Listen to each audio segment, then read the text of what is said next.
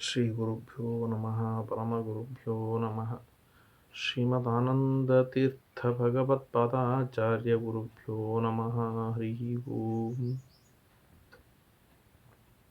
ನಾರಾಯಣಂ ಸುರಗುರುಂ ಜಗದೇಕನಾಥಂ ಭಕ್ತಪ್ರಿಯಂ ಸಕಲಲೋಕನಮಸ್ಕೃತಂ ಚ ತ್ರೈಗುಣ್ಯವರ್ಜಿತಮಜಂ ವಿಭುಮಧ್ಯಮೀಶಂ ವಂದೇ ಭವಘ್ನಂ ಅಮರಾಸುರಸಿದ್ಧವಂದ್ಯಂ ನಾರಾಯಣಾಯ ಪರಿಪೂರ್ಣಗುಣರ್ಣವಾಯ ವಿಶ್ವೋದಯಸ್ಥಿತಿಲಯೋನ್ನಿಯತಿಪ್ರದಾಯ ಜ್ಞಾನಪ್ರದಾಯ ವಿಬುಧಾಸುರಸೌಖ್ಯದುಃಖ ಸತ್ಕಾರಣಾಯ ವಿತತಾಯ ನಮೋ ನಮಸ್ತೆ. ಸರ್ವಮಂಗಲಮಂಗಲ್ಯೆ ಶಿವೆ ಸರ್ವಾರ್ಥಸಾಧಿಕೆ ಶರಣ್ಯೆ ತ್ರ್ಯಂಬಕೆ ಗೌರಿ ನಾರಾಯಣಿ ನಮೋಸ್ತುತೆ. ಧರ್ಮವಿಜ್ಞಾನವೈರಾಗ್ಯ ಪರಮೈಶ್ವರ್ಯಶಾಲಿನಃ ಆನಂದತೀರ್ಥಭಗವತ್ಪಾದಾನ್ ವಂದೇ ನಿರಂತರಂ. ನಮೋऽस्तु ತಾತ್ವಿಕಾ ದೇವಾಃ ವಿಷ್ಣುಭಕ್ತಿಪರಾಯಣಾಃ ಧರ್ಮಮಾರ್ಗೇ ಪ್ರೇರಯन्तु ಭವಂತಃ ಸರ್ವ ಏವ ಹಿ. ಆನಂದತೀರ್ಥೋಪದಿಷ್ಟೋ ನಿಧಿರ್ನಾರಾಯಣಃ ಹ್ವಯಃ ಪ್ರದರ್ಶಿತೋ ಯೇನ ಸಮ್ಯಕ್ ಜಯತೀರ್ಥಂ ತಮಾಶ್ರಯೇ. ನೌಮಿನ್ಯಾಯಸುಧಾಧಿಕೃಜ್ಜಯ ಮುನೀನ್ ಶ್ರೀಪಾದರಾಟ್ಸನ್ಮಣೀನ್ ವ್ಯಾಸಾರ್ಯಾನ್ ವಿವಿಧಾಗಮಾಬ್ಧಿವಿಹರಾನ್ ಶ್ರೀವಾದಿರಾಜಾನಪಿ ವಂದೇ ಹಂಸವರಾನ್ ರಘೂತ್ತಮಗುರೂನ್ ವೈದಗ್ಧ್ಯವಾರಾಂ ನಿಧೀನ್ ಶ್ರೀಸತ್ಯವ್ರತರಾಘವೇಂದ್ರ ಮುನಿಪಾನ್ ಸದ್ಬೋಧಸಧ್ಯಾನಪಾನ್. ವಿದ್ಯಾಪೀಠವಿಧಾತಾರಂ ವಿದ್ಯಾವಾರಿಧಿಚಂದಿರಂ ವಿದ್ಯಾರ್ಥಿವತ್ಸಲಂ ವಂದೇ ಮಹಾಮಹಿಮಸದ್ಗುರುಂ. ಆಪಾದಮೌಲಿಪರ್ಯಂతం ಗುರುಣಾಮಾಕೃತಿಂ ಸ್ಮರೇತ್ ತೇನ ವಿಘ್ನಾಃ ಪ್ರಣಶ್ಯಂತಿ ಸಿದ್ಧ್ಯಂತಿ ಚ ಮನೋರಥಾಃ. ಶ್ರೀಗುರು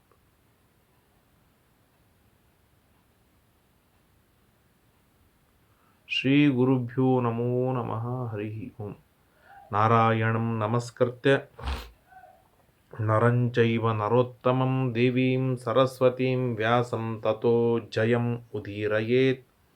ಮಹತ್ವಾದ್ ಭಾರವತ್ವಾಚ್ಚ ಮಹಾಭಾರತಮುಚ್ಯತೆ ನಿರುಕ್ತಮಸ್ಯ ಯೋ ವೇದ ಸರ್ವಪಾಪೈಃ ಪ್ರಮುಚ್ಯತೆ. ಕೃಷ್ಣದ್ವೈಪಾಯನಂ ವ್ಯಾಸಂ ವಿದ್ಧಿ ನಾರಾಯಣಂ ಪ್ರಭುಂ ಕೋ ಹ್ಯನ್ಯಃ ಪುಂಡರೀಕಾಕ್ಷಾನ್ ಮಹಾಭಾರತಕೃದ್ ಭವೇತ್. ವೇದೇ ರಾಮಾಯಣೇ ಚೈವ ಪುರಾಣೇ ಭಾರತೆ ತಥಾ ಆದಾವಂತೆ ಚ ಮಧ್ಯೆ ಚ ವಿಷ್ಣುಃ ಸರ್ವತ್ರ ಗೀಯತೆ. ನಮೋ ಭಗವತೆ ತಸ್ಮೈ ವ್ಯಾಸಾಯ ಅಮಿತ ತೇಜಸೆ ಯಸ್ಯ ಪ್ರಸಾದಾದ್ ವಕ್ಷ್ಯಾಮಿ ನಾರಾಯಣ ಕಥಾಮಿಮಾಂ. ಸ್ವಸ್ತ್ಯಸ್ತು ಅಶೇಷ ಸನ್ಮಂಗಲಾನಿ ಭವಂತು.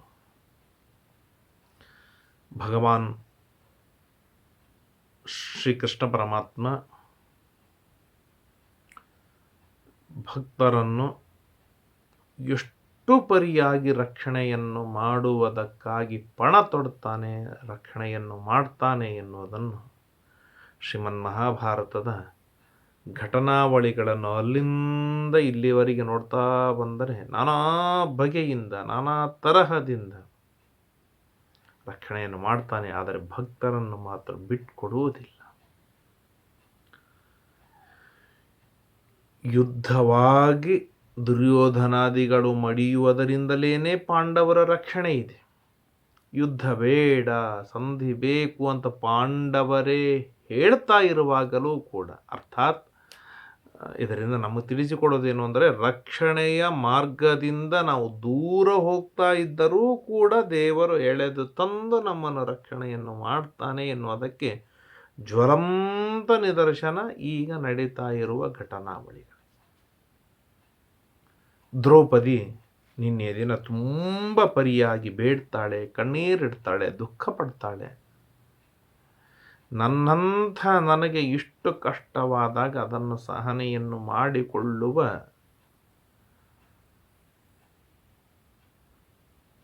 ನನ್ನಿಂದ ಆಗುವುದಿಲ್ಲ ಕೃಷ್ಣ. ಆ ಪಾಂಡವರು, ನನ್ನ ಪಾಂಡವರು ಗಟ್ಟಿಯಾಗಿ ರಾಜ್ಯ ಪಡೆಯಬೇಕು. ನನಗೆ ಪೀಡೆ ಕೊಟ್ಟ ದುರ್ಯೋಧನಾದಿಗಳು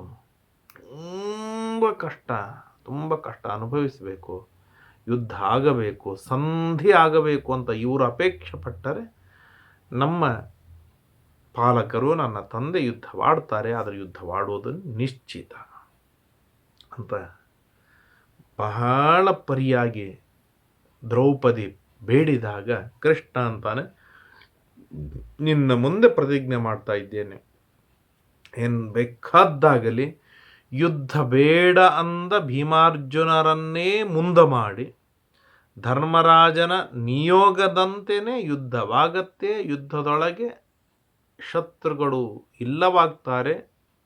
ನಿನ್ನವರು ಸಮಗ್ರವಾದ ಐಶ್ವರ್ಯದಿಂದ ಒಡಗೂಡಿ ನಿನ್ನ ಬಳಿಗೆ ಬರ್ತಾರೆ. ಅದನ್ನು ಅತ್ಯಂತ ಶೀಘ್ರದೊಳಗೆ ನಾನು ಮಾಡಿ ತೋರಿಸ್ತೇನೆ ಅಂತ ಪ್ರತಿಜ್ಞೆ ಮಾಡಿ ತಾನು ಹೊರಡುವುದಕ್ಕೆ ಸಿದ್ಧನಾದಾಗ ಅರ್ಜುನ ಮಾತನಾಡ್ತಾನೆ. ಕುರುಣಾ ಮಧ್ಯ ಸರ್ವೇಷಾಂ ಭಗವಾನ್ ಸುಹೃತ್ ಅನುತ್ತಮಃ ಸಂಬಂಧಿ ದಯಿತಃ ನಿತ್ಯಂ ಉಭಯೋ ಪಕ್ಷಯೋರಪಿ. ಹೇ ಭಗವನ್ ಶ್ರೀಕೃಷ್ಣ, ಸಮಗ್ರವಾದ ಕುರುಗಳಿಗೆ ನೀನು ಸಮನಾದವ, ಸಂಬಂಧಿಯಾದವ, ಬಳಗದವ. ಇಬ್ಬರಿಗೂ ಕೂಡ ಸಮರ್ಥ ಪ್ರಶಮಂ ಚೈವ ಕರ್ತುಮರ್ಹಸಿ ಕೇಶವ. ಈ ಉದ್ವಿಗ್ನತೆ ಶಾಂತವಾಗುವುದಕ್ಕೆ, ಈ ಉದ್ವಿಗ್ನತೆಯನ್ನು ಶಾಂತಗೊಳಿಸುವುದಕ್ಕೆ ನೀನು ಸಮರ್ಥನಾಗಿದ್ದೀಯ. ಹಿತಂ ನಾದಾಸ್ಯತೆ ಬಾಲೋ ದಿಷ್ಟಸ್ಯ ವಶಮೇಷ್ಯತಿ ತ್ವಯಾ ಧರ್ಮಾರ್ಥಯುಕ್ತಂ ಚೇದುಕ್ತಂ ಶಿವಂ ಅನಾಮಯಂ. ಒಂದು ಕೃಷ್ಣ, ನಮಗೆ ಏನು ಹಿತ ನಿನಗೆ ಗೊತ್ತು. ನಾವೇನೋ ನೂರಾರು ತರಹದಿಂದ ನಮ್ಮ ಹಿತವನ್ನು ನಾವು ಕ್ಯಾಲ್ಕುಲೇಟ್ ಮಾಡ್ತಾ ಇರ್ತೇವೆ. ಆದರೆ ನಿಜವಾಗಿ ನಮಗೆ ಹಿತ ಏನು ಎನ್ನುವುದು ನಿನಗೆ ಗೊತ್ತಿರುವಷ್ಟು ಇನ್ಯಾರಿಗೂ ಗೊತ್ತಿಲ್ಲ. ಆದ್ದರಿಂದಾಗಿ ನಮ್ಮ ಹಿತೈಷಿಯಾಗಿ ನೀನು ಹೋಗು, ವ್ಯವಸ್ಥೆಯನ್ನು ಮಾಡಿಕೊಂಡು ಬಾ ಅಂತ ಹೇಳಿದಾಗ ಕೃಷ್ಣ ಹೇಳ್ತಾನೆ, ಧರ್ಮ್ಯಮಸ್ಮದ್ಹಿತಂ ಚೈವ ಕೃಷ್ಣ ಕುರುಣಾಂ ಯದನಾಮಯಂ ಏಷ ಯಾಸ್ಯಾಮಿ ರಾಜಾನಂ ಧೃತರಾಷ್ಟ್ರಂ ಅಭೀಪ್ಸಯ. ಅಸ್ಮದ್ಹಿತಂ ಕುರು, ನಮಗೆ ಏನು ಹಿತವಾಗತ್ತೆ ಆ ಹಿತವನ್ನೇ ಸಾಧಿಸುವುದಕ್ಕಾಗಿ ನಾನು ಇವತ್ತು ಹೊರಡ್ತಾ ಇದ್ದೇನೆ ಅಂತ ಕೃಷ್ಣ ಹೇಳ್ತಾನೆ. ತಥೋ ವ್ಯಪೇತಿ, ಅವತ್ತು ರಾತ್ರಿ ಕಳೆದಿದೆ, ಬೆಳಿಗ್ಗೆ ಆಗಿದೆ. ಮೈತ್ರೇ ಮುಹೂರ್ತೆ, ಸೂರ್ಯ ಮುಹೂರ್ತ. ಅದ್ಭುತವಾದ್ದು ಕೌಮುದೇ ಮಾಸಿ ಅಂದರೆ ಕಾರ್ತೀಕ ಮಾಸ, ಕೃಷ್ಣ ಪಕ್ಷ, ಕಾರ್ತೀಕ ಮಾಸ ಕೃಷ್ಣ ಪಕ್ಷ ದ್ವಾದಶಿಯ ದಿನ. ಅವತ್ತು ರೇವತಿ ನಕ್ಷತ್ರವಿದೆ, ಬಹಳ ಶುಭವಾದದ್ದು. ಅವತ್ತಿನ ದಿನ ಕೃಷ್ಣ ಮಾಂಗಲ್ಯ ಪುಣ್ಯ ನಿರ್ಘೋಷಾ ವಾಚ ಶೃಣ್ವಂಶ್ಚ ಸೂನೃತಾ, ಎಲ್ಲ ಬ್ರಾಹ್ಮಣರನ್ನು ಸೇರಿಸಿ ಆ ಬ್ರಾಹ್ಮಣರಿಂದ ಪುಣ್ಯಾಹವಾಚನದ ಆಶೀರ್ವಾದ ಮಂತ್ರಗಳನ್ನು ತಾನು ಪಡೆದುಕೊಳ್ತಾನೆ. ಕೃತ್ವಾ ಪೌರ್ಹಾಹ್ನಿಕಂ, ಬೆಳಗ್ಗಿನ ಆಹ್ನಿಕವಾಗಿ ಬಿಟ್ಟಿತ್ತು, ಆದರೆ ಸಾಯಂಕಾಲದ ಆಹ್ನಿಕವನ್ನು ಕೃಷ್ಣ ಮುಗಿಸ್ತಾನೆ.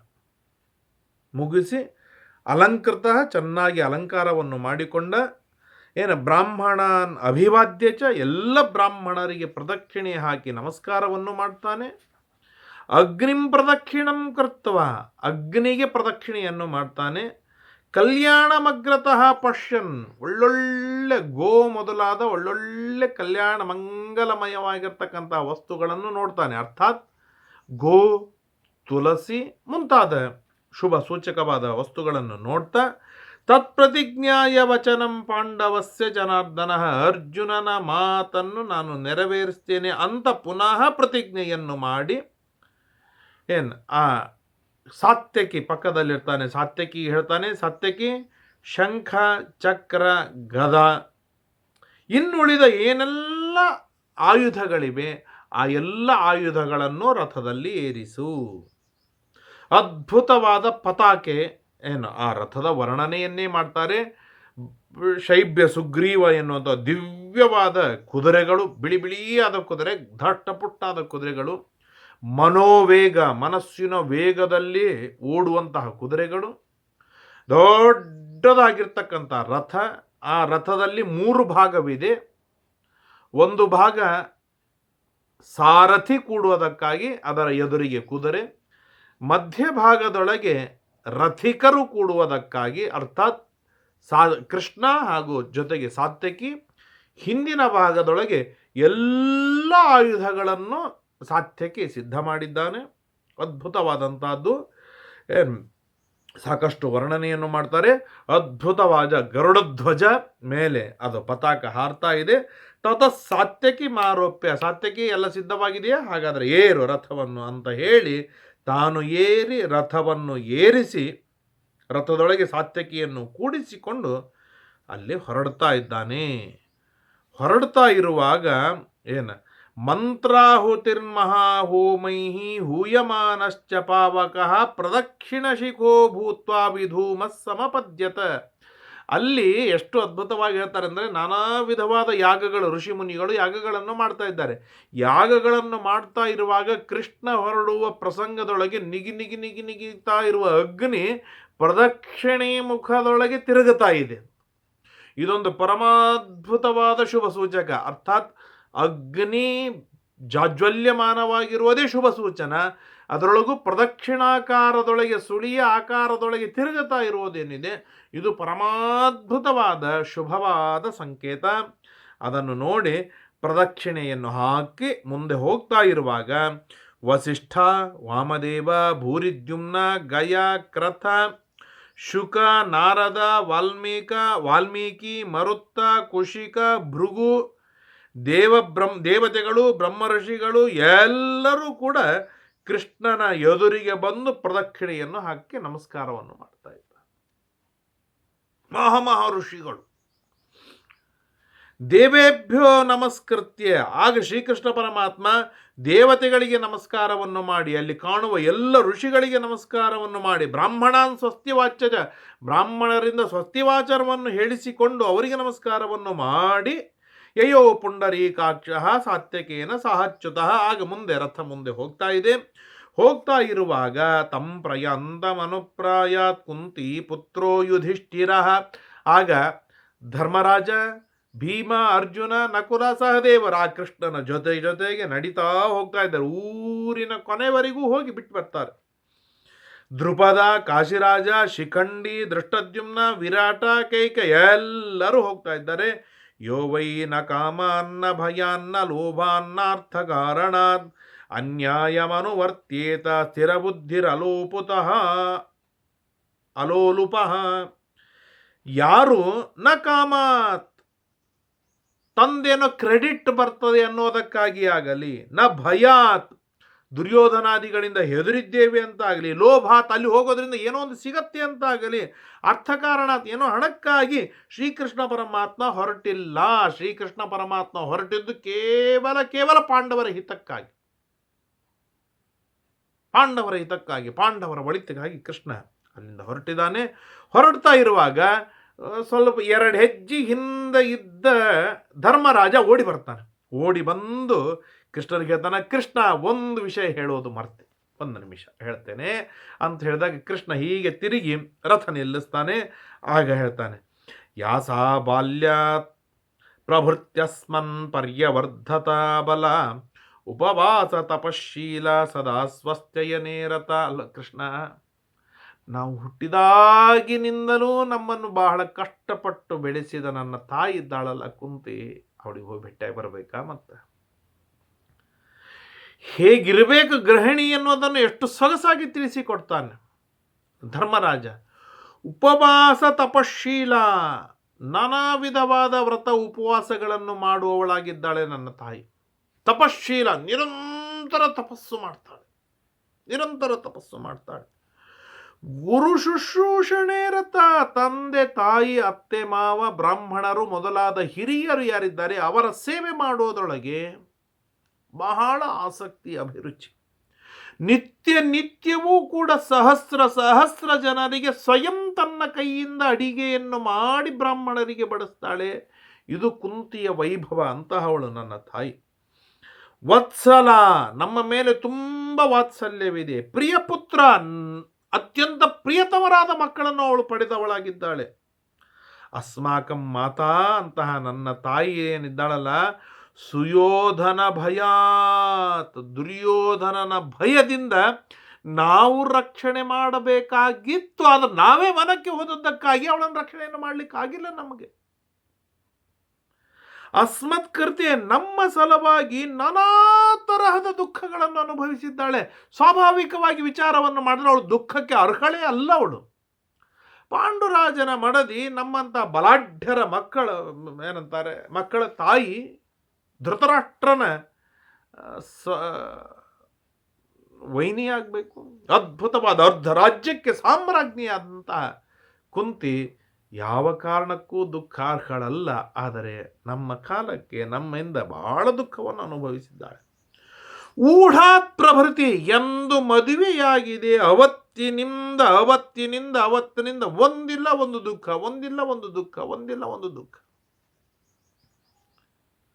ಯಾರಿಂದ? ತನ್ನ ತಂದೆಯ ಗಂಡನ ಮನೆಯವರಿಂದಲೇನೆ. ನಿರಾಕಾರ. ಅಷ್ಟು ದುಃಖಗಳಾದರೂ ಕೂಡ ಮುಖದ ಮೇಲೆ ಯಾವ ವಿಕಾರ ಅವಳ ಮೇಲಿಲ್ಲ. ನಗನಗುತ್ತಾ ಇರ್ತಾಳೆ. ತೇಜೋಮಯವಾಗಿರ್ತಕ್ಕಂಥ ರೂಪ. ಪಶ್ಯಂತಿ ದುಃಖಮಶ್ನುತೆ, ಚೆನ್ನಾಗಿ ದುಃಖವನ್ನು ತಿಂತಾಳೆ. ಆದರೆ ಆ ದುಃಖಕ್ಕೆ ಅರ್ಹಳಾಗಿಲ್ಲ ಅವಳು. ಸರ್ವಾತ್ಮನ ಅರ್ಹಳಲ್ಲ ದುಃಖಕ್ಕೆ.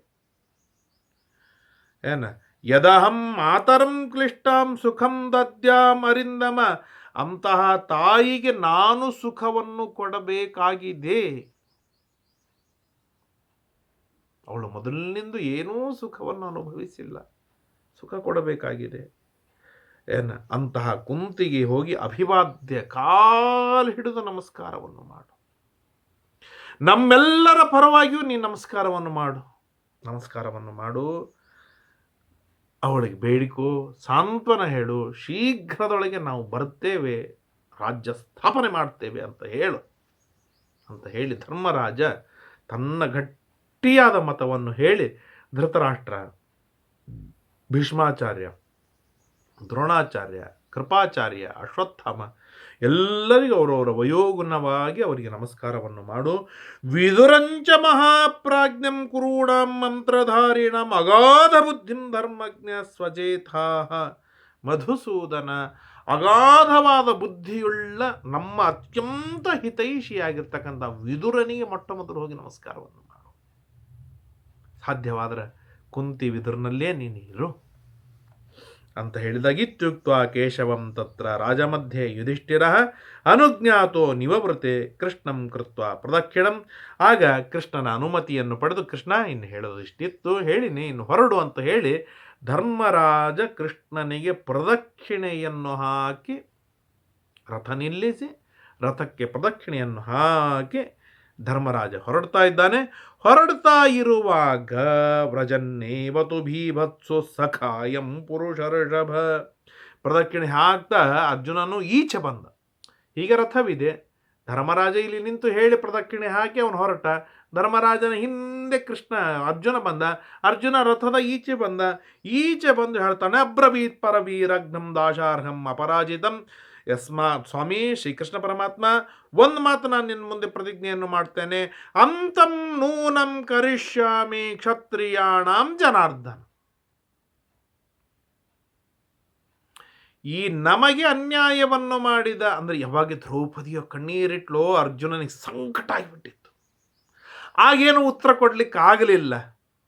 ಆ ಉತ್ತರವನ್ನು ಆ ದ್ರೌಪದಿಯ ಮಾತಿಗೆ ಪ್ರತಿ ಮಾತನ್ನು ಈಗ ಬಂದು ಹೇಳ್ತಾನೆ. ಅಂದರೆ ಆ ಕಣ್ಣೀರಿನ ಪ್ರಭಾವ ಯಾವ ಮಟ್ಟಕ್ಕೆ ಇತ್ತು ಅಂತಂದರೆ, ಕೃಷ್ಣನ ಪಕ್ಕದಲ್ಲಿ ಬಂದು ಹೇಳ್ತಾನೆ, ಕೃಷ್ಣ ಏನೂ ವಿಚಾರವನ್ನು ಮಾಡಬೇಡ, ಯುದ್ಧ ನಿಶ್ಚಯ ಮಾಡಿಕೊಂಡು ಬಾ. ಅವ್ರನ್ನ ನಾನು ಸಮಗ್ರವಾಗಿ ಅರ್ಧ ರಾಜ್ಯ ಕೊಟ್ಟಿಲ್ಲ ಅಂತಂದ್ರೆ ಎಲ್ಲರನ್ನೂ ಚೆಂಡಾಡ್ತೇನೆ. ಸಮಗ್ರವಾದ ಭೂಮಂಡಲ ನನಗೆ ಎದುರಾಗಿ ಯುದ್ಧಕ್ಕೆ ಬಂದರೆ ಎಲ್ಲರನ್ನೂ ಸಂಹಾರವನ್ನು ಮಾಡಿ ಅಂತ ಹೇಳಿ ಗಟ್ಟಿಯಾಗಿ ಮಾತಾಡಿದ್ರು. ಈ ಮಾತು ಏನಾಯಿತು ಅಂದರೆ ಧರ್ಮರಾಜ ಮುಂದೆ ಹೋಗಿದ್ದಾನೆ, ಅರ್ಥಾತ್ ಮುಂದಂದ್ರೆ ಅಲ್ಲೇ ಪಕ್ಕದಲ್ಲಿದ್ದಾನೆ. ಧರ್ಮರಾಜನ ತರುವಾಯ ಭೀಮ ನಿಂತಿದ್ದಾನೆ, ಭೀಮನ ಪಕ್ಕದಲ್ಲಿ ಅರ್ಜುನ ಇದ್ದಾನೆ. ಅರ್ಜುನ ಹೇಳಿದ ಮಾತು ಭೀಮನಿಗೆ ಕೇಳಿಸಿ. ಯಾವಾಗ ಭೀಮನ ಕಿವಿಯಲ್ಲಿ ಬಿತ್ತು, ಏವ ಮುಕ್ತೆ ಪಾಂಡವೇನ ಸಮಹರ್ಷ್ಯ ದೃಕೋದರ ಬಾಲೆ ಭೇಷ್ ಅಂತೇಳಿ ಭೀಮಸೇನ ತಿರುಗಿ ಅರ್ಜುನನ್ನು ಗಟ್ಟಿಯಾಗಿ ಆಲಿಂಗನ ಮಾಡ್ಕೊಂಡು ಚಿಮ್ಮಿ ಬಿಡ್ತಾರೆ. ಮುಹುರ್ಮುಹು ಕ್ರೋಧವಶಾತ್ ಆ ಅರ್ಜುನನ ಪ್ರತಿಜ್ಞೆಯನ್ನು ನೋಡಿ ಸಿಟ್ಟಿನಿಂದ ಭೀಮಸೇನ ದೇವರು ಗರ್ಜನೆಯನ್ನು ಮಾಡ್ತಾ ಇದ್ದಾರೆ, ಸಂತೋಷದಿಂದ ಕುಣಿತಾ ಇದ್ದಾರೆ. ಧನಂಜಯ ವಚಶ್ರುತ್ವ ಹರ್ಷೋತ್ಸಿಕ್ತ ಮನಾಭೃಶಂ ತಸ್ಯತಂ ನಿರದಂ ಶುತ್ವ ಸಂಪ್ರಾವೇ ಪಂಥ ಧನ್ವಿನಃ. ಅನೇಕ ಕ್ಷತ್ರಿಯ ರಾಜರುಗಳು ಗಾಬರಿಯಾಗಿ ಹಿಂದೆ ಸರಿತಾರೆ. ಆ ಮಟ್ಟಕ್ಕೆ ಗರ್ಜನೆ ಮಾಡ್ತಾ ಇದ್ದಾನೆ ಭೀಮ. ಅಷ್ಟು ಸಂತೋಷವಾಗಿ ಬಿಟ್ಟಿದೆ ಭೀಮಸೇನ ದೇವರಿಗೆ. ಅರ್ಜುನ ಯುದ್ಧಕ್ಕೆ ತಯಾರಾದ್ನಲ್ಲ, ಸಾಕು ಎಲ್ಲರನ್ನೂ ಚಂಡಾಡ್ತೇನೆ ಅಂತ ಅನ್ನೋದು ಭೀಮಂದು ಗಟ್ಟಿ. ವಾಹನಾನಿ ಚ ಸರ್ವಾಣಿ ಶಕರ್ನೂತ್ರೇ ಪ್ರಸುಸ್ರುಭು. ಅನೇಕ ಕೂದರೆ ಆನೆ ಮೊದಲಾಗಿರ್ತಕ್ಕಂತಹ ಏನು ಪ್ರಾಣಿಗಳಿತ್ತಲ್ಲ ಅಲ್ಲಿ ಜೊತೆಗೆ ಬಂದ ಸೈನಿಕರ ಅವು ಎಲ್ಲ ಶಕರ್ಮೂತ್ರವನ್ನು ವಿಸರ್ಜನೆ ಮಾಡಿದವಂತೆ. ಆ ಮಟ್ಟಕ್ಕೆ ಗರ್ಜನೆಯನ್ನು ಮಾಡ್ತಾ ಇದ್ದಾರೆ ಭೀಮಸೇನ ದೇವರು. ಭೀಮನಿಗಾದ ಸಂತೋಷ ಅಷ್ಟಿಷ್ಟಲ್ಲ, ವೈಭವದ ಸಂತೋಷವಾಗಿದೆ. ಅತಃ ಪಶ್ಯನ್ ಮಹಾಬಾಹುರ್. ಆಗ ಭೀಮನನ್ನು ಕೃಷ್ಣ ಹೇಳ್ತಾನೆ, ಭೀಮ ಅರ್ಜುನರನ್ನು ಗಟ್ಟಿಯಾಗಿ ಆಲಿಂಗನ ಮಾಡಿಕೊಂಡು ಆಯ್ತು ಮುಗೀತು, ಅರ್ಧ ಕೆಲಸ ಇವತ್ತಿಗೆ ಮುಗೀತು ಅಂತ ಹೇಳಿ ಶ್ರೀಕೃಷ್ಣ ಪರಮಾತ್ಮ ರಥವನ್ನು ತೆಗೆದುಕೊಂಡು ಮುಂದೆ ಹೋಗ್ತಾ ಇದ್ದಾನೆ. ಮುಂದೆ ಹೋಗ್ತಾ ಇರುವಾಗ ಅನೇಕ ಋಷಿ ಮುನಿಗಳು ಆಕಾಶದೊಳಗೆ ಶ್ರೀಕೃಷ್ಣ ಪರಮಾತ್ಮನನ್ನು ಬೆನ್ನತ್ತಿ ಬರ್ತಾ ಇದ್ದಾರೆ. ಅತಃ ಪಶ್ಯನ್ ಮಹಾಬಾಹು ಋಷೀನ ಧ್ವನಿ ಕೇಶವ. ಮಾರ್ಗ ಮಧ್ಯದೊಳಗೆ ಸಾವಿರಾರು ಋಷಿಗಳು, ಭಾರಿ ಭಾರಿ ತೇಜಸ್ಸಿದೆ. ಆಗ ಆ ಋಷಿಗಳನ್ನು ನೋಡಿದ ಕ್ಷಣದೊಳಗೇನೆ ಕೃಷ್ಣ ಪರಮಾತ್ಮ ರಥ ನಿಲ್ಲಿಸಿ ಕೆಳಗೆ ಇಳಿದು ಎಲ್ಲರಿಗೂ ಸಾಷ್ಟಾಂಗ ನಮಸ್ಕಾರವನ್ನು ಮಾಡ್ತಾನೆ. ಏನು ಕೃಷ್ಣ, ಎಷ್ಟು ಬ್ರಾಹ್ಮಣರ ಮೇಲೆ ಪ್ರೀತಿ ಕೃಷ್ಣನಿಗೆ. ಆಗಿನ ಬ್ರಾಹ್ಮಣರು ಋಷಿಗಳು ಅಷ್ಟು ತೇಜಸ್ವಿಗಳಾಗಿದ್ದರು, ಅಷ್ಟು ವೈಭವ ಉಳ್ಳವರಾಗಿದ್ದರು, ಅಷ್ಟು ತಪಸ್ವಿಗಳಾಗಿದ್ದರು. ಕೃಷ್ಣನಂತಹ ಕೃಷ್ಣರಿ ಕೆಳಗೆ ಇಳಿದು ಬಂದು ಅವರಿಗೆ ನಮಸ್ಕಾರವನ್ನು ಮಾಡಬೇಕು ಅಂತಂದರೆ ಅವರ ವೈಭವ ಇನ್ನೆಂಥದ್ದು, ಎಷ್ಟು ಅದ್ಭುತವಾಗಿರುವಂಥ ವೈಭವ ಊಹೆ ಮಾಡಲಿಕ್ಕೆ ಸಾಧ್ಯವಿಲ್ಲ. ಅದನ್ನು ನೋಡಿದಾಗ ಇವತ್ತಿನ ಬ್ರಾಹ್ಮಣರು ಎನಿಸಿಕೊಂಡು ನಾವು ಎಷ್ಟರ ಮಟ್ಟಿಗೆ ಕೆಳಗೆ ಇಳಿದಿದ್ದೇವೆ, ಕೆಳಗೆ ಕುಸಿದಿದ್ದೇವೆ. ತಪಸ್ಸಿನಿಂದ, ತೇಜಸ್ಸಿನಿಂದ, ಓಜಸ್ಸಿನಿಂದ, ಜ್ಞಾನದಿಂದ, ಗುಣಗಳಿಂದ, ಪರಾಕ್ರಮದಿಂದ, ವ್ಯಕ್ತಿತ್ವದಿಂದ, ವೈಭವದಿಂದ, ಎಲ್ಲದರಿಂದಲೂ ಕುಸಿದವರು. ಅಂತೆಯೇ ಸೋಲುಗಳಾಗತ್ತೆ, ಗೌರವ ಸಿಗುವುದಿಲ್ಲ. ಯಾರಿಗೋ ಕ್ಷುದ್ರರಾದವರಿಗೆ ಕೈ ಮುಗಿಯುವ ಪ್ರಸಂಗ ಬರುತ್ತೆ. ದೇವರು ಮೊದಲು ಮಾಡಿಕೊಂಡು ಎಲ್ಲರಿಂದಲೂ ನಮಸ್ಕಾರ ಮಾಡಿಸಿಕೊಳ್ಳುವ ವೈಭವವೆಲ್ಲಿ, ಅತ್ಯಂತ ಕ್ಷುದ್ರರಾದವರಿಗೆ ಸೆಲ್ಯೂಟ್ ಹೊಡೆಯೋದು ಎಲ್ಲಿದೆ? ಅಂದರೆ ಯಾವ ಅವಸ್ಥೆಗೆ ಬಂದು ನಿಂತಿದ್ದೇವೆ? ಇದು ಆತ್ಮ ವಿಮರ್ಶನೆ, ಆತ್ಮ ಮಂಥನ ಮಾಡಿಕೊಳ್ಳಬೇಕಾದ್ದು ಇವತ್ತು ಅತ್ಯಂತ ಅನಿವಾರ್ಯವಾಗಿದೆ. 5,000 ವರ್ಷದೊಳಗೆ ಈ ಮಟ್ಟಕ್ಕೆ ಜಮೀನ್ ಆಸ್ಮಾನ್ ಬದಲಾವಣೆ ಹೇಗಾಯಿತು? ತುಂಬ ವಿಚಿತ್ರ. ನಮಗೆ ಆಸಕ್ತಿ ಇಲ್ಲ. ಅಂಗಾರಕ್ಷತಿ ಬೇಡ, ಗಂಧ ಬೇಡ, ಗೋಪೀಚಂದನ ಬೇಡ, ಸಂಧ್ಯಾವಂದನ ಬೇಡ, ದೇವರ ಪೂಜೆ ಬೇಡ. ಬ್ರಾಹ್ಮಣ್ಯ ಉಳಿಯುವುದಕ್ಕೆ ಏನು ಬೇಕೋ ಅದು ಯಾವುದೂ ನಮಗೆ ಬೇಡ. ವಿಷ್ಣು ಭಕ್ತಿ ಉಳಿಯುವುದಕ್ಕೆ ಏನು ಬೇಕೋ ಅದು ಯಾವುದೂ ನಮಗೆ ಬೇಡ. ಅಂದಮೇಲೆ ಅವಸ್ಥೆಯಲ್ಲಿ ಬಂದಿತ್ತು. ಹಾಗಾಗಬಾರ್ದು. ಅತ್ಯಂತ ಧೈರ್ಯದಿಂದ ದೇವಾದಿ ದೇವತೆಗಳು, ಋಷಿಗಳು, ಮುನಿಗಳು, ಸ್ವಯಂ ದೇವರು ಋಷಿಗಳು ಮುನಿಗಳಿಗೆ ನಮಸ್ಕಾರವನ್ನು ಮಾಡುವ ವ್ಯಕ್ತಿತ್ವವುಳ್ಳವರು ನಮ್ಮ ಬ್ರಾಹ್ಮಣರು, ನಮ್ಮ ಋಷಿಗಳು ಇದ್ದರು ಎನ್ನುವುದನ್ನು ನಾವು ತಿಳಿಯಬಹುದು. ಪಿತೃದೇವ ಅತಿಥಿಭ್ಯಶ್ಚ ಕಚ್ಚಿತ್ ಪೂಜಾ ಸ್ವನುಷ್ಠಿತ ಇತ್ಯಾದಿಯಾಗಿ ಅವರವ್ರಿಗೆ ಯಾರ್ಯಾರಿಗೆ ಬೇಕು ಅವರವರ ತಾರತಮ್ಯ ಅನ್ನೋ ಸಮರದೊಳಗೆ ಕೃಷ್ಣ ಪರಮಾತ್ಮ ಏನಂತಾರೆ ನಮಸ್ಕಾರ ಪೂಜಾ ಎಲ್ಲವನ್ನು ಮಾಡಿದ. ಆಗ ಕೇಳ್ತಾರೆ, ಯಾರಿದ್ರು ಆ ಎಲ್ಲ ಋಷಿಗಳು, ಯಾರ್ಯಾರು ಬಂದಿದ್ರು? ನಾರದರು, ಅಧಶಿರ, ಕೆಳಗೇ ತಲೆ ಮಾಡಿ ಇರುವಂಥವರು, ಸರ್ಪಮಾಲಿ, ಹಾವನ್ನು ಹಾಕಿಕೊಂಡಿರ್ತಕ್ಕಂಥ ಋಷಿಗಳು, ದೇವಲ, ಅರ್ವಾವಸು, ಸುಜಾನು, ಮೈತ್ರೇಯ, ಶುನಕ, ಬಲಿ, ಬಕ, ದಾಲ್ಭ್ಯ, ಸ್ಥೂಲಶಿರ, ಸ್ವಯಂ ವೇದವ್ಯಾಸ ದೇವರು, ಆಪೋಧೌಮ್ಯ, ಧೌಮ್ಯ, ಅಣಿಮಾಂಡವ್ಯ, ಕೌಶಿಕ ಅಂದರೆ ವಿಶ್ವಾಮಿತ್ರ, ದಾಮ, ಉಷ್ಣೀಶ, ತ್ರಿಶವಣ, ಪರ್ಣಾದ, ಜಟಾನುಕ, ಮೌಂಜಿಯಾನ, ವಾಯುಭಕ್ಷ, ಪಾರಾಶರ್ಯ ಅರ್ಥಾತ್ ಪರಶುರಾಮ ದೇವರು, ಶಾಲಿಕ, ಶೀಲವಾನ್, ಅಶನಿ, ಧಾತ, ಶೂನ್ಯಪಾಲ, ಅಕೃತವರ್ಣ, ಶ್ವೇತಕೇತು, ಕಹೋಲ, ರಾಮ ಮೊದಲಾಗಿರ್ತಕ್ಕಂಥ ಪರಶುರಾಮ ಮೊದಲಾಗಿರ್ತಕ್ಕಂಥ ಮಹಾ ತಪಸ್ವಿಗಳು ಅಲ್ಲಿದ್ದಾರೆ. ತಮಬ್ರವೀಜ್ಯಾಮದಜ್ಞ ಉಪೇತ್ಯ ಮಧುಸೂದನಂ ಪರಿಶ್ವಜ್ಜ ಗೋವಿಂದಂ ಸುರಾಸುರ ಪದೇ ಸಕ ಎಲ್ಲ ಋಷಿಗಳು ಮುನಿಗಳು ಇರುವಾಗ ಪರಶುರಾಮ ದೇವರು ಬಂದು ಕೃಷ್ಣನನ್ನು ಗಟ್ಟಿಯಾಗಿ ಬಿಗಿದಪ್ಪಿಕೊಳ್ತಾರೆ, ಆಲಿಂಗನವನ್ನು ಮಾಡಿಕೊಳ್ತಾರೆ.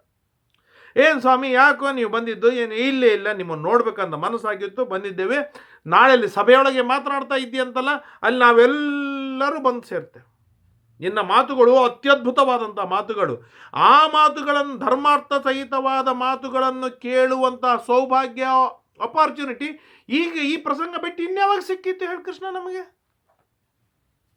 ಅಂತ ಹೇಳಿದಾಗ ಅಲ್ಲೇ ಪಕ್ಕದಲ್ಲಿ ವೇದವ್ಯಾಸ ಹೇಳಿದ್ರೆ ಹೌದು ಸಾಧ್ಯನೇ ಇಲ್ಲ, ಇನ್ನೆಂದಿಗೂ ಸಿಗೋದಿಲ್ಲ ಕೃಷ್ಣ ನೀನು ಉಪದೇಶ ಮಾಡುವಂಥ ಅದ್ಭುತವಾದಂಥ ಪ್ರಮೇಯಗಳು, ತತ್ವಗಳು, ಪ್ರಮೇಯಗಳು. ಅವಶ್ಯವಾಗಿ ನಾವು ಬರ್ತೇವೆ, ನಾವು ಕೇಳ್ತೇವೆ, ಆನಂದವನ್ನು ಅನುಭವಿಸ್ತೇವೆ ಅಂತ ಇಷ್ಟು ಹೇಳಿದಾಗ ಈ ಅಂದರೆ ಪರಶುರಾಮ ದೇವರಿಗೂ ವೇದವ್ಯಾಸ ದೇವರಿಗೂ ಕೃಷ್ಣನ ಮಾತುಗಳು ಗೊತ್ತಿದ್ದಿಲ್ಲೇನು? ಉಳಿದ ಋಷಿಗಳಿಗೆ ಕೃಷ್ಣನ ಮಾತುಗಳು ಜ್ಞಾನವನ್ನೇ ತಂದುಕೊಡುತ್ತೆ, ಮಾರ್ಗದರ್ಶಕವಾಗಿದೆ, ಅತ್ಯದ್ಭುತವಾದ ಪ್ರಮೇಯಗಳನ್ನು ತಿಳಿಸಿಕೊಡ್ತೇವೆ, ಅದರಲ್ಲಿ ಎರಡು ಮಾತಿಲ್ಲ. ಆದರೆ ಪರಶುರಾಮ ದೇವರು ವೇದವ್ಯಾಸ ದೇವರಿಗೆ ಕೃಷ್ಣನಿಂದ ಮಾತುಗಳನ್ನು ಕೇಳುವ ಅನಿವಾರ್ಯತೆ ಏನಿದೆ, ಅವ್ರು ಯಾಕೆ ಬರಬೇಕು ಯಾಕೆ ಅಂತ ಕೇಳಿದಾಗ ಶ್ರೀಮದಾಚಾರ್ಯ ಹೇಳ್ತಾರೆ, ಅವರ ಅನಿವಾರ್ಯತೆ ಎಷ್ಟಿದೆ ಎನ್ನುವುದನ್ನು ಎತ್ತಿ ತೋರಿಸ್ತಾರೆ. ವಿಪ್ರವರೈ ಯಯೋ ಕುರೂನ್ ಏಕೋಪಿ ವಿಷ್ಣು ಸತು ಭಾರ್ಗವಾತ್ಮ ವ್ಯಾಸಶೇಷ್ಯತ್ತದನನ್ಯ ದೃಶ್ಯ ಯಯೋ ತದುಕ್ತೇರ್ಹಿ ಗುಣನ್ ಪ್ರವೇತ್ತುಂ ನಾನ್ಯೋ ಹಿ ಶಕ್ಯ ತಮೃತೆ ಯತಃ ಪ್ರಭುಂ. ಅದ್ಭುತವಾಗಿ ತಿಳಿಸ್ತಾರೆ. ಒಂದು ಕಡೆಗೆ ವೇದವ್ಯಾಸ ದೇವರು ನಿಂತಿದ್ದಾರೆ, ಇನ್ನೊಂದು ಕಡೆಗೆ ಕೃಷ್ಣ ಪರಶುರಾಮ ದೇವರು ಇದ್ದಾರೆ, ಮಧ್ಯದೊಳಗೆ ಕೃಷ್ಣ ಇದ್ದ. ನಾವು ಕೈ ಹಿಡಿದುಕೊಂಡು ಅವರು ಹೋಗ್ತಾ ಇರುವುದನ್ನು ನೋಡಿ ವೇದವ್ಯಾಸ ಶ್ರೀಮದಾಚಾರ್ಯ ಹೇಳ್ತಾರೆ, ಈ ಶ್ರೀಕೃಷ್ಣ ಪರಮಾತ್ಮ ನಾಳೆ ಏನು ಉಪದೇಶವನ್ನು ಮಾಡ್ತಾ ಇದ್ದಾನೆ, ಅವನ ಅನಂತವಾದ ಜ್ಞಾನ, ಅವನ ಅನಂತವಾದ ಬುದ್ಧಿಶಕ್ತಿ, ಅವನ ಅನಂತವಾದ ಅನುಭವ, ಅವನು ತಿಳಿಸಿಕೊಡುವ ಅನಂತವಾದ ಪ್ರಮೇಯಗಳು, ಗುಣಗಳು, ಇವುಗಳನ್ನು ತಿಳಿದುಕೊಳ್ಳುವ ನೈಜ ಸಾಮರ್ಥ್ಯವೇನಿದೆ ಅದು ಪರಶುರಾಮ ದೇವರು ವೇದವ್ಯಾಸ ದೇವರಿಗೆ ಮಾತ್ರ ಉಂಟು. ಯಾಕೆ? ಸ್ವಯಂ ಒಬ್ಬನಾಗಿದ್ದಾನೆ ಪರಶುರಾಮ ದೇವರೇ ಕೃಷ್ಣ, ಕೃಷ್ಣನೇ ವೇದವ್ಯಾಸ ದೇವರು, ವೇದವ್ಯಾಸ ದೇವರೇ ಪರಶುರಾಮ ದೇವರು. ಹಾಗಾಗಿ ಕೃಷ್ಣ ಏನು ಉಪದೇಶವನ್ನು ಮಾಡುವವನಿದ್ದಾನೆ ಆ ಎಲ್ಲ ಉಪದೇಶದ ಪರಿಪೂರ್ಣ ಮಟ್ಟದ ಜ್ಞಾನವಾಗುವುದೇ ಇವರಿಬ್ಬರಿಗೆ. ಇಲ್ಲದೇ ಇದ್ದರೆ ಅಯೋಗ್ಯರಾದವರಿಗೆ ಅದ್ಭುತವಾದ ಪ್ರಮೇಯಗಳನ್ನು ಉಪದೇಶ ಮಾಡಿದರೆ ಆ ಎಲ್ಲ ಪ್ರಮೇಯಗಳು ವೇಸ್ಟ್ ಆಗಿ ಹೋಗುತ್ತೆ. ವೇಸ್ಟ್ ಆಗಬಾರ್ದು. ಅದಕ್ಕಾಗಿ ಕೃಷ್ಣ ಮಾಡುವ ಏನೆಲ್ಲ ಉಪದೇಶ, ತತ್ವಗಳು, ಪ್ರಮೇಯಗಳಿವೆ ಅದನ್ನು ಸರಿಯಾಗಿ ತಿಳಿದುಕೊಳ್ಳೋರು ನಾವಿಬ್ಬರೇ ಎನ್ನುವುದನ್ನು ತೋರಿಸುವುದಕ್ಕಾಗಿ ವೇದವ್ಯಾಸ ದೇವರು, ಪರಶುರಾಮ ದೇವರು ಆ ಸಭೆಗೆ ಭಾಗವಹಿಸ್ತಾ ಇದ್ದಾರೆ. ಉಳಿದವರು ತತ್ವಜ್ಞಾನವನ್ನು ಪಡೆಯಲಿಕ್ಕೆ ಭಾಗವಹಿಸ್ತಾ ಇದ್ದಾರೆ ಎನ್ನುವುದನ್ನು ಶ್ರೀಮದಾಚಾರ್ಯರು ಸ್ಪಷ್ಟವಾಗಿ ತಿಳಿಸಿಕೊಡ್ತಾರೆ. ಅಂದರೆ ಎಷ್ಟು ನಾವು ಜಾರುವ ಪರಿಸ್ಥಿತಿ ಎದುರಾದಾಗಲೂ ಕೂಡ ಶ್ರೀಮದಾಚಾರ್ಯರು ಜಾರದೆ ಇರುವ ಹಾಗೆ ನಮ್ಮನ್ನು ರಕ್ಷಣೆಯನ್ನು ಮಾಡ್ತಾರೆ. ಇದು ಯಾಕೆ ಅಂತಂದರೆ ಕೃಷ್ಣ ಹೇಗೆ ಜಾರುವವ ಭಕ್ತರನ್ನು ರಕ್ಷಣೆಯನ್ನು ಮಾಡ್ತಾರೆ, ಕೃಷ್ಣನ ಭಕ್ತರಾದ ಶ್ರೀಮದಾಚಾರ್ಯರು ಅಷ್ಟೇ ಭಕ್ತರು ಜಾರಿ ಹೋಗ್ತಾ ಇರುವಾಗ ಕೃಷ್ಣನಿಂದ ವೇದವ್ಯಾಸ ದೇವರು, ಪರಶುರಾಮ ದೇವರು ಉಪದೇಶವನ್ನು ಪಡೆದು ಧನ್ಯರಾದರು ಎಂದು ತಿಳಿಯಬಾರದು.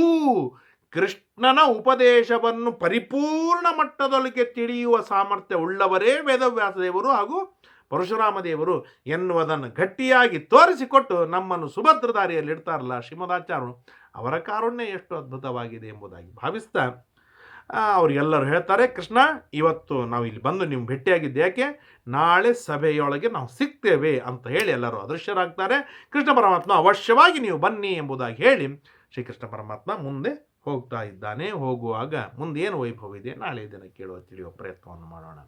ಹರಯೇ ನಮಃ. ಶ್ರೀಕೃಷ್ಣಾರ್ಪಣಮಸ್ತು. ಯಸ್ ಸರ್ವಗುಣ ಸಂಪೂರ್ಣ ಸರ್ವದೋಷ ವಿವರ್ಜಿತ ಪ್ರಿಯತಾಂ ಪ್ರೀತಯೇ ಬಾಲಂ ವಿಷ್ಣುರ್ಮೇ ಪರಮಸ್ಸಹೃತ ಅನೇನ ಭಾವಿ ಯತ್ ಪುಣ್ಯಂ ತದಾಪ್ನೋತ್ ಕುರುರ್ಮಮ. ಶ್ರೀಕೃಷ್ಣಾರ್ಪಣಮಸ್ತು.